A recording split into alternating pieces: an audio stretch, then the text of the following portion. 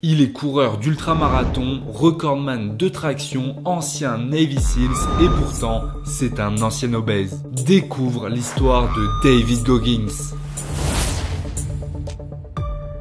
Hello, c'est Benjamin Sante, coach en sport et nutrition. Aujourd'hui, je te parle d'un homme extrêmement inspirant. Il a fait des folies, il est sans limite, inarrêtable. On va parler de David Goggins. Alors, assieds-toi confortablement dans ton canapé, abonne-toi, mets un j'aime et c'est parti. Né en 1975 à Buffalo dans l'état de New York, David est le fils de Trenice Goggins et de sa compagne Jacqueline ou Jackie. Elle est beaucoup plus jeune que lui. Le père de David, qui décédera en 2013, est un homme d'affaires qui est prospère et propriétaire d'une patinoire et d'un bar à Buffalo qui attirait souvent des célébrités. David a un frère aîné, Trenice Jr. En 1981, la famille vit à Williamsville, dans la banlieue de Buffalo située dans l'état de New York. Là, on dirait le début d'une belle histoire de famille où tout va bien. La famille a de l'argent, enfin le père a de l'argent et il y a deux enfants qui ont l'air de grandir à New York dans de bonnes conditions. Eh bien, pas du tout! L'enfance de David, c'est une horreur. Elle est particulièrement difficile.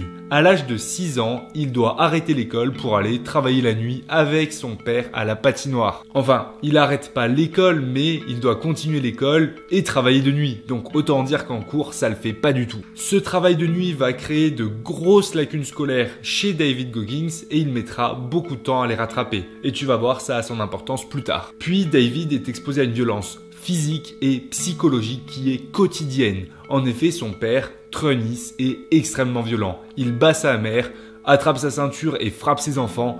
Bref, c'est vraiment pas la joie à la maison. Et évidemment, il terrorise ses enfants pour éviter qu'ils n'aillent en parler à d'autres personnes. Donc les enfants sont pas très bien psychologiquement. Et ça va engendrer des troubles de stress post-traumatique chez David. Oui, tu as bien entendu, ça l'a vraiment dérangé pendant de nombreuses années. C'est David lui-même qui en parle, qui explique ça dans son livre, dans ses mémoires, où il explique en fait qu'il se faisait battre quotidiennement et que son père était un tyran cruel et qu'il n'a pas du tout apprécié son enfance. Mais heureusement, ça s'améliore un petit peu. Lorsque David a 8 ans, sa mère quitte son agresseur, son mari, et emmène David et son frère chez ses parents dans l'Indiana rural. Yeah, I mean, it's crazy. But my mom got courage to finally leave him. When I was about 8 years old, we moved to a small town in Brazil, Indiana. And that's when the real war started for me. And Brazil, Indiana is a small town. Great people, a lot of great people. There was about maybe 10 black families at about 10,000 people in the town. David s'installe donc à Brazil dans l'Indiana. Mais sa nouvelle vie dans l'Indiana n'est pas non plus de tout repos. Ça le fait pas. En fait, la famille est pauvre. Il y a vraiment une grosse pauvreté de la famille. C'est vraiment compliqué. En fait, c'était le père qui finançait tout, qui gérait tout. Et là, il se retrouve à dépendre que de la maman. Mais c'est pas tout. David est le seul enfant noir de la ville. Oui, le seul enfant noir de la ville, dans un endroit où on n'apprécie pas trop les noirs. Il connaît donc de gros problèmes scolaires et sociaux à l'école et ça se passe très mal. Il est victime de brimades, il finit donc par sécher des cours pour éviter de se faire harceler. Bon, ça devient la catastrophe pour lui. Il est la cible d'un racisme haineux permanent, quotidien, de la part de ses camarades de classe. Et il y a même le père d'une fille blanche qu'il aimait bien, qui se met aussi à l'insulter. On parle de vrai racisme, pas de petites blagues maladroites. Un jour, il est même mis en joue par un jeune redneck qui lui dit qu'il n'a rien à faire dans un quartier de blancs. Bon, là, la mixité, c'est vraiment pas ça. En 1986, sa mère rencontre Will Moss Irving qui va jouer le rôle d'une véritable figure paternelle pour David et qui va vraiment l'aider à se redévelopper, on va dire. Ce beau-père va lui permettre de mieux trouver sa place à Brazil où c'est le seul enfant de couleur avec son frère. Plus tard, Will Moss devient vraiment le beau-père de David. Et oui, il se marie avec la mère de David. La vie de David semble s'améliorer et la famille va déménager à Indianapolis. Malheureusement, juste avant de partir, Will Moss est assassiné devant son domicile en 1989. David tombe sur le corps de son défunt beau-père et ça le fait replonger dans des problèmes psychologiques. L'enfance de David est donc très difficile. Vraiment, sa vie est catastrophique. Mais ça va finir par s'améliorer. Après ça, la famille déménage et David finit par se rapprocher de son grand-père. Et là, c'est là que ça va devenir intéressant. Son grand-père a servi 37 ans dans l'armée de l'air. Et là, du coup, David il commence à s'intéresser à l'armée de l'air et il se dit « Pourquoi pas moi ? Pourquoi ne pas aller dans l'armée ?» Alors âgé de 19 ans, David tente de rejoindre l'armée de l'air en participant au PGOC, le Power Rescue Jump Orientation Course. Il doit y passer les tests initiaux des armées, donc l'équivalent un petit peu du CSO en France, mais il échoue 2 fois son NASVAB, l'Armed Service Vocational Aptitude Battery Test, donc une série de tests qui servent en fait à déterminer si tu es apte ou pas à devenir militaire. Et il échoue principalement à cause de ses lacunes scolaires, parce que c'est principalement des tests psychotechniques. La première fois, il obtient 20 sur 100. Autant dire que ça va être compliqué. Mais David a vraiment envie de s'engager et il est motivé. C'est quelqu'un qui ne lâche jamais. Tu vas le voir, peu à peu, il devient méga déterminé. Et il acquiert une persévérance de malade. C'est lors de sa 3e tentative que David parvient enfin à obtenir le diplôme et à rejoindre l'Air Force, l'US Air Force, donc l'équivalent de l'armée de l'air pour les États-Unis. Ce premier échec, oui, parce que même s'il finit par réussir, ça reste un échec d'avoir dû tenter 3 fois. Et bien ça, c'est un premier levier de motivation pour David qui va avoir envie de changer sa vie. David va donc se mettre à se lever tôt, à faire du sport et à suivre les cours attentivement. I don't quit. You know, I may not make it the first time, but I'll come back. People always say, man, how do you handle failure, man? I fail a lot, dude. I fail all the fucking time. They go, how do you handle it? What I'm trying to do, and this isn't being arrogant, man. It's being real. Not many people are trying to do. So there's not many people who can even open their mouth and criticize me when I do fail. Because I'm trying to do shit, man, that many people aren't trying to do. But I don't look at failure as failure. I look at failure as your first, second, third, fourth, fifth attempt. I look at them as attempts. I don't look at anything as failure. Because when you're willing to try to do something, not trying is failure. David est un bon élément et il est finalement accepté pour suivre une formation au sein de l'équipe de sauvetage de l'armée de l'air, une équipe d'élite de parachutistes, un petit peu l'équivalent des CPA on pourrait dire. Mais après s'être inscrit, on lui a diagnostiqué une anémie drépanocytaire.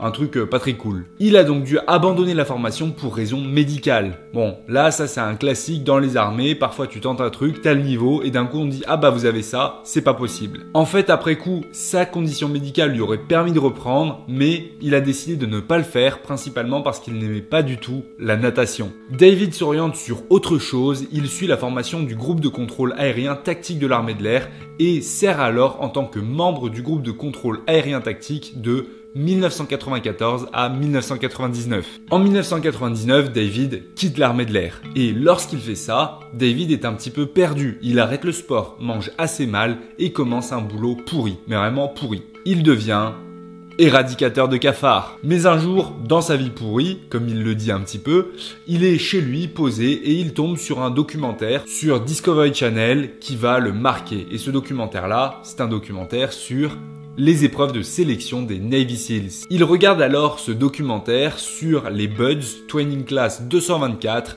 pour devenir Navy Seals. Ça y est, il veut devenir Navy Seals. Comme un jeune qui joue à Call of Duty et qui veut derrière s'engager, lui, il regarde son documentaire et il se dit « Ils sont en train de souffrir, ils ont froid, ils ont faim, je veux faire la même chose. » Oui. David tente alors de s'engager dans la Navy, mais il est rapidement écarté du fait de sa condition physique. Et oui, le bougre là, il fait 140 kg pour 1m85. Il s'est lâché. Puis, il est trop âgé, il a 26 ans, bien plus que les autres candidats. Au début, il a même eu du mal à convaincre un recruteur de lui parler. La plupart des recruteurs se moquent de lui, l'envoient paître et du coup, il peut pas rentrer dans la Navy. Il s'est laissé aller physiquement, oui, mais David est quelqu'un de déterminé. Il lâche pas. Il finit par être reçu et on lui dit que s'il arrive à perdre 50 kilos, il peut commencer dans 3 mois. David se met alors à s'entraîner comme un fou, se prive de nourriture tous les jours. C'est pas quelque chose qu'il faut faire, hein, vraiment pas. Mais lui, il est motivé, il est persévérant, ça marche. Ce n'est qu'après avoir suivi un entraînement intense et avoir dû repasser et valider une 4e fois son NASVAB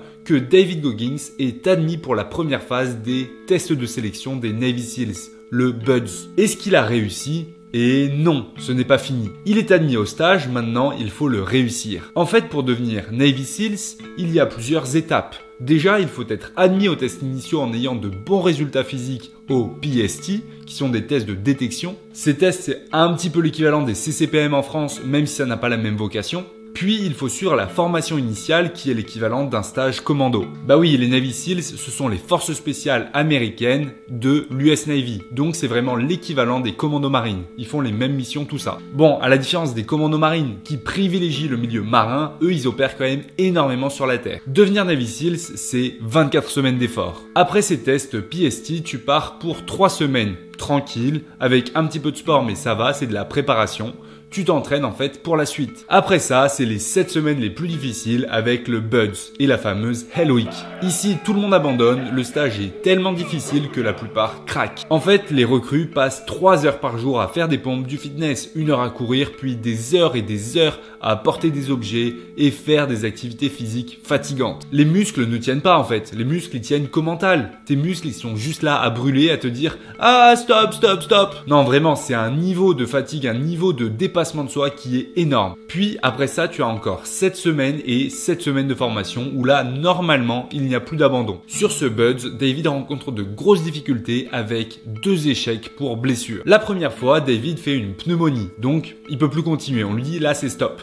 Et la deuxième fois, il y retourne quelques mois après et ça se passe pas très bien non plus. En fait, il va se fracturer le tibia au niveau de la rotule, de la patella. Mais à la 3e fois, parce que oui, il est déterminé, il lâche rien, il y retourne, à la 3e fois, il va réussir à obtenir le diplôme de la formation BUD/S avec la classe 235. Le 10 août 2001, il obtient son trident de SEALs, il est affecté à l'équipe de la SEAL Team 5, SEAL Team 5. Ça y est, David Goggins a réussi. Il a dû endurer 3 semaines de l'enfer, les fameuses Hell Week avant d'y parvenir. Et là, il se met donc à faire des trucs de FS et avec cette SEAL Team 5, il est déployé directement au lendemain des attentats de 2001. Donc, un mois et demi après. Il participe à plusieurs opérations pendant la guerre d'Irak et d'Afghanistan. En 2004, il participe à un stage avec d'autres forces spéciales, les Rangers. Donc, ce sont des forces spéciales de l'armée de terre américaine, l'US Army. Il est le seul SEAL de sa classe à être diplômé de l'école des Rangers de l'armée. Donc, un petit peu l'école des forces spéciales de l'armée de terre américaine. Et pour ça, il obtient la distinction d'homme enrôlé d'honneur, Enlisted Honor Man. Et il est le 36e afro-américain à réussir à être diplômé de l'école. Bon, là tu vois, le niveau, il est au-dessus de l'élite de l'armée. Le credo des Rangers dit « Mon pays attend de moi que j'aille plus loin, plus vite et que je me batte plus durement que n'importe quel autre soldat. » On dirait que ça a été fait pour David Goggins. Jusque-là, c'est un soldat exemplaire, mais comme il en existe quand même d'autres. Bon, on les connaît pas en fait, ce sont des hommes de l'ombre. Mais à un moment, ça va bien changer et David va devenir l'homme dont tu as entendu parler. Bah alors, comment ça se fait? Comment ça se passe? Au milieu des années 2000, David Goggins ne s'est toujours pas lancé dans la course de fond. Et pourtant, aujourd'hui, c'est un ultra-marathonien, tout ce que tu veux. En fait, c'est un événement tragique qui l'a plongé dans ce monde. En 2005, 12 Navy SEALs sont tués dans l'opération Red Wings. David les connaissait tous, personnellement. Il cherche alors un moyen de faire la différence pour les familles après la tragédie de cette opération. Cette opération a eu lieu en Afghanistan. Et là, des enfants se retrouvent sans père, des femmes sans mari. Et pour les soldats, il est normal de se soutenir parce que financièrement, ça peut être très compliqué. David entreprend alors de lever des fonds à travers des événements sportifs. Goggins se dit, si je veux lever des fonds, il faut que l'événement soit intéressant. Bien. Alors il va participer à la Badwater 135. Il se jure d'y participer, sauf qu'il ne sait pas que c'est une des courses les plus dures du monde. C'est une course non-stop de 135 miles dans les montagnes sous une chaleur torride. Se qualifier pour cette course, ça relève déjà de l'exploit. Le truc c'est que David y court quasiment pas, il dit avoir couru 20 miles l'année passée. Il connaît pas grand chose à la course, il s'est pas renseigné et il s'est dit que ce serait accessible. Et oui, tu peux trouver ça bizarre et te dire, mais il est militaire, il est dans les forces spéciales, il devrait faire beaucoup de sport et courir. Mais en fait, dans l'armée américaine, même chez les FS, ils courent assez peu et font plutôt de la courte distance. Ils s'entraînent plus en muscu, donc David a pris du muscle, il est lourd et peu endurant. Tu l'as compris, ça va être difficile. Sa motivation est de gagner de l'argent pour la Special Operations Warrior Foundation. Cette association prend en charge les frais d'inscription à l'université des enfants dont les parents ont été des opérateurs spéciaux tués au combat. I was like, man, I gotta find a way to raise money for these families. David cherche donc à s'inscrire à cette course. Il insiste auprès de l'organisateur qui lui dit qu'il est fou et que même s'il voulait l'inscrire, il ne pourrait pas parce qu'il n'a pas couru une course de 100 miles avant. Ok, il faut faire une course de 100 miles, eh bien, David va la faire. Il se lance dans une course de 100 miles.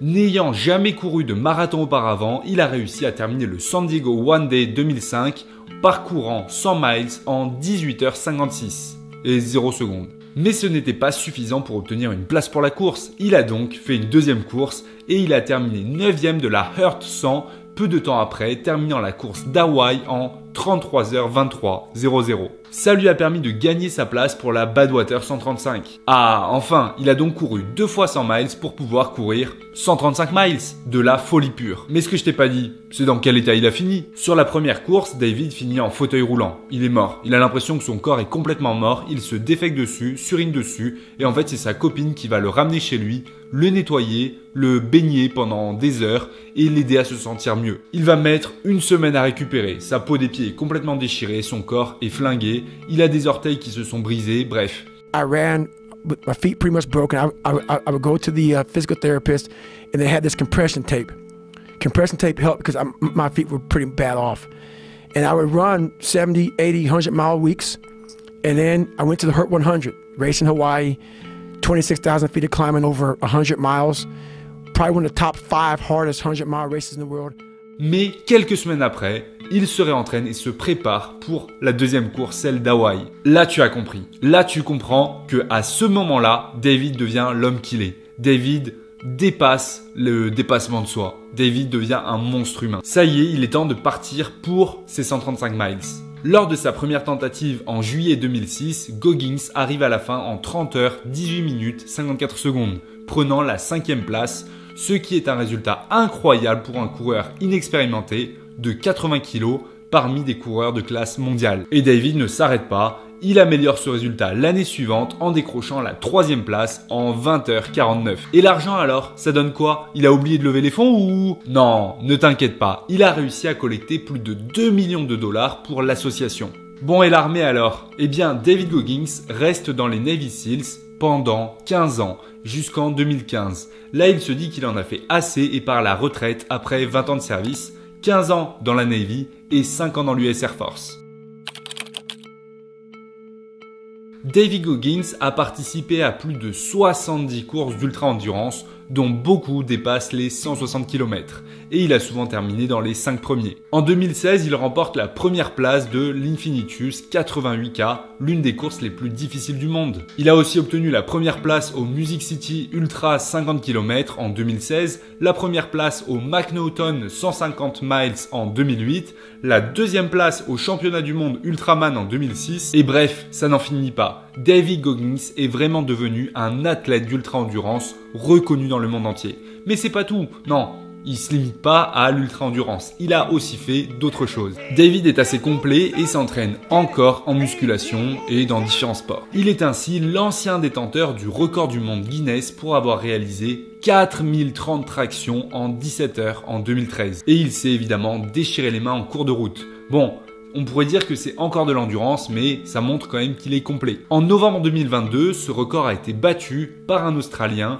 qui a fait 8008 tractions en 24 heures. Au niveau sportif et humain, les réalisations de David Goggins sont incroyables. Il a fait des choses qui poussent le corps dans une souffrance que peu de gens sont capables d'endurer. Et il le dit lui-même avec sa règle des 40%. Quand on trouve que c'est difficile, on n'est qu'à 40% de son potentiel. Bref, si tu veux réussir, tu sais ce qu'il te reste à faire, dépasse ces 40% et donne-toi à fond. David Goggins a commencé à se faire connaître en tant que conférencier inspirant, motivant, tout ce que tu veux, après 2015, lorsqu'il a quitté l'armée. Et c'est là qu'on a vu plein de vidéos de David inonder les réseaux sociaux. Il s'est rapidement fait connaître comme un grand motivateur dans des sujets de développement personnel, de dépassement, d'adversité, tout ça. Et il intervient pour des conférences où il facture 150 000 $ par événement. David a donc super bien réussi sa reconversion et ça lui permet d'aider un maximum les associations militaires. Son approche, pas d'excuses, il faut faire avec, a fait de lui un favori du circuit des conférenciers du développement personnel. Le livre de David Goggins, Can't Hurt Me, Master Your Mind and Defy the Odds, a été publié en 2018. il détaille son parcours pour guérir de son enfance traumatisée grâce à l'autodiscipline, l'athlétisme et à ses autres réalisations. C'est un livre incroyable mais qui a aussi été pas mal critiqué. En fait, dans ce livre, David expose son point de vue selon lequel la plupart des êtres humains n'utilisent que 40% de leur potentiel et partage ses opinions sur la manière de surmonter la peur et ses limites. Can't Hurt Me a obtenu 4,36 étoiles sur 5 parmi près de 180 000 évaluations sur Goodreads. Beaucoup ont apprécié la détermination, le dynamisme et la volonté de Goggins. Mais certains ont été rebutés par ce qu'ils considèrent comme de l'extrémisme, du machisme et son besoin d'ego, de dominer et de toujours faire ses preuves. Personnellement, je trouve que oui, David Goggins est extrême, il va bien plus loin que n'importe qui, et c'est d'ailleurs pour ça qu'il s'est fait connaître. Alors oui, dans son livre, tu verras des passages où tu te diras qu'il est pas net et qu'il a un besoin de supériorité. Mais c'est ce qui fait sa force. Dis-toi que les personnes les plus fortes sont toujours celles qui ont eu de grosses difficultés dans leur vie et qui ont besoin de prendre une revanche. Et vu l'enfance de David, on peut comprendre. En 2022, David publie un autre livre, Never Finished. Il y dévoile ses stratégies de réussite. Tu connais maintenant la vie de David Goggins et si tu veux en apprendre plus, il faudra aller lire son livre Can't Hurt Me. J'espère que tu as vraiment aimé cette vidéo. Si c'est le cas, dis-le-moi en commentaire. Et si c'est pas le cas, dis-moi aussi pourquoi en commentaire. Mets un gros j'aime, envoie de la force, partage la vidéo à tes proches, abonne-toi sur Instagram, sur YouTube, partout. On se retrouve bientôt pour de prochaines vidéos. Allez, force!